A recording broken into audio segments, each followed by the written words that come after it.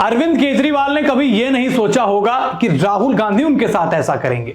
मैं बात कर रहा हूं दिल्ली विधानसभा चुनाव की।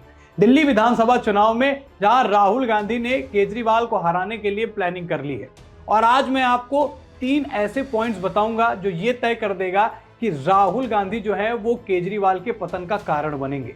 नमस्कार, स्वीकार करिए, मैं हूं वैभव दीक्षित और आप देख रहे हैं अपना उत्तर प्रदेश न्यूज। तो चलिए बिना देरी किए सबसे पहले उन 3 महत्वपूर्ण बिंदुओं पर बात कर लेते हैं जो इस चर्चा का बेस है, आधार है। पहला पॉइंट क्या है कि आपका उदय ही कांग्रेस के पतन के साथ हुआ। इसको मैंने ऊपर इसीलिए रखा है क्योंकि ये सबसे जरूरी पॉइंट भी है। आम आदमी पार्टी की अगर उद्गम की बात करें, आम आदमी पार्टी के अस्तित्व की बात करें, 2011 में जब अन्ना हजारे कांग्रेस के खिलाफ, केंद्र सरकार के खिलाफ जो है आंदोलन कर रहे थे, तब से केजरीवाल का चेहरा थोड़ा सा सामने आया।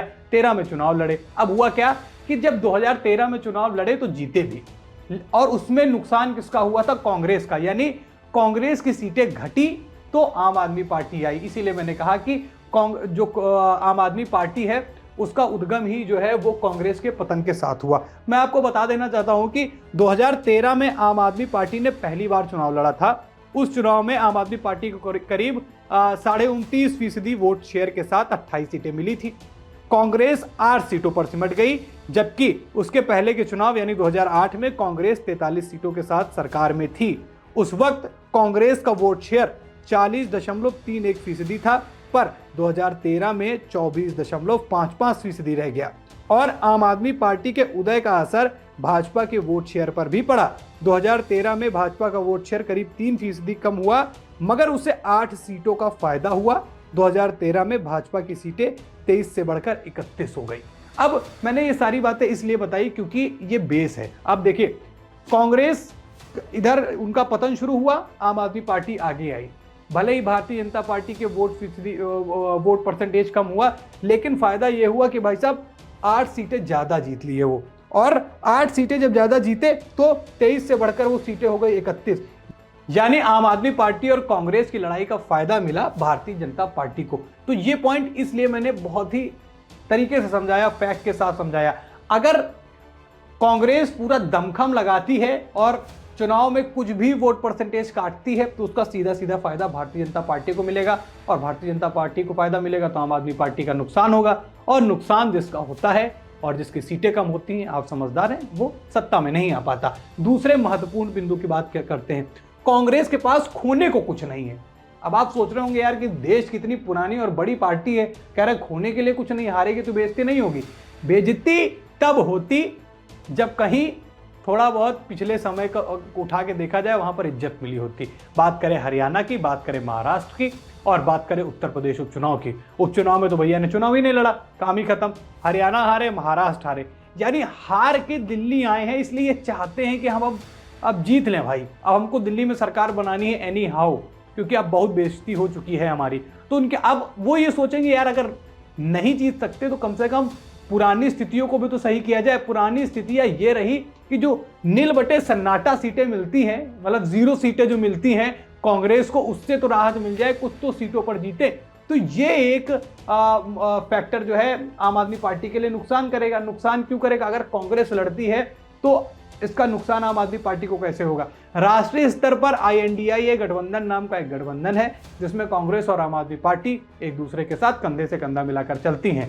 लेकिन जब राज्य में चुनाव की बात आ जाती है तो पानी पी पी कर एक दूसरे को गाली भी देती हैं, और वही स्थिति दिल्ली विधानसभा चुनाव में देखने को मिल रही है। अब जब इन दोनों की लड़ाई होगी, फायदा किसको होगा? बीजेपी को।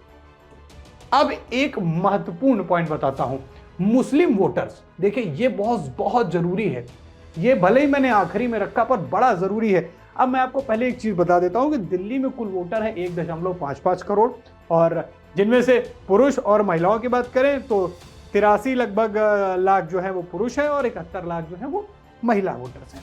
अब मुस्लिम वोटर्स की जब बात करता हूं, मुस्लिम वोटर्स ज्यादातर किसको सपोर्ट करते हैं? बीजेपी को तो उतना करेंगे नहीं, आप भी समझदार है, देते हैं वो कांग्रेस को वोट ज्यादातर।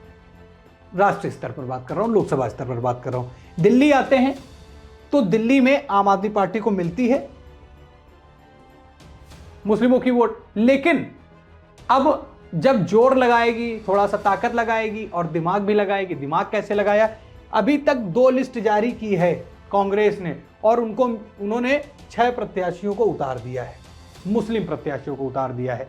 यानी मुस्लिम वोट्स जो बीजेपी को नहीं मिलते हैं, अगर वो बट गए तो फायदा बीजेपी को ही होने वाला है, क्योंकि सबसे मजबूत प्रतिद्वंदी वही है इतने समय दिल्ली के अंदर।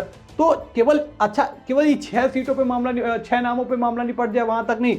अब सबसे इंटरेस्टिंग पॉइंट बताता हूं, दिल्ली के चुनावों में असदुद्दीन ओवैसी भी चुनाव लड़ेंगे।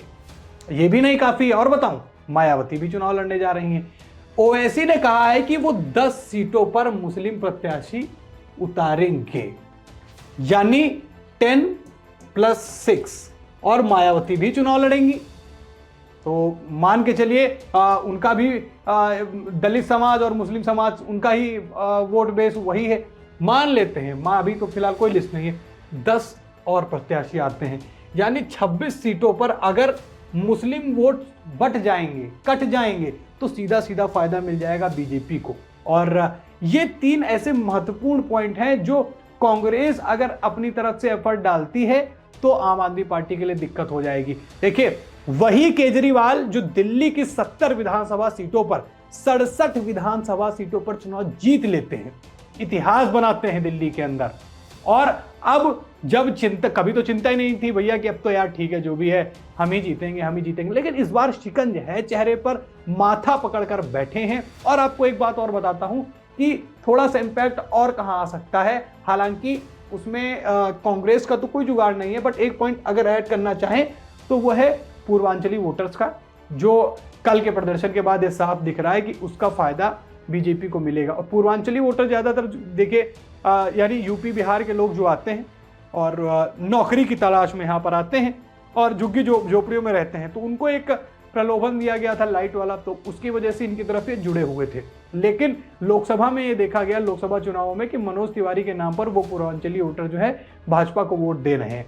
और इन दोनों का हितैषी बनने का प्रयास, पूर्वांचली वोटरों का हितैषी बनने का प्रयास कौन करता है? वो करते हैं आम आदमी पार्टी और बीजेपी। तो ये कुछ 3 पॉइंटर्स हैं जहां मुस्लिम वोट्स की बात कर ले, और कांग्रेस को अब केवल यहां पर अपनी पूरी ताकत दिखानी है जीतने के लिए, या अपने आप को साबित करने के लिए, 0 से कुछ आगे डिजिट बढ़ाने के लिए। और ये जो पॉइंटर है ये सबसे जरूरी इसीलिए रहा क्योंकि कांग्रेस अगर सीटें जीतती है तो साफ तौर पर नुकसान एक पार्टी को होगा, वो होगा आम आदमी पार्टी।